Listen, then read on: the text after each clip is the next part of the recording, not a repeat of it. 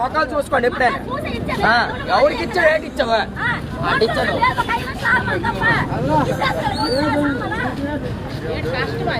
మొత్తం శక్తి పడేసారు 5 నిమిషాలు ఆగమార్చారు మరి ఏంటి అన్నే 5 నిమిషాలు ఆగమంటే ఇచ్చేస్తారు మీరు వచ్చి మీరు బతకడం లేదా బతకడం లేదా మానేస్తున్నారా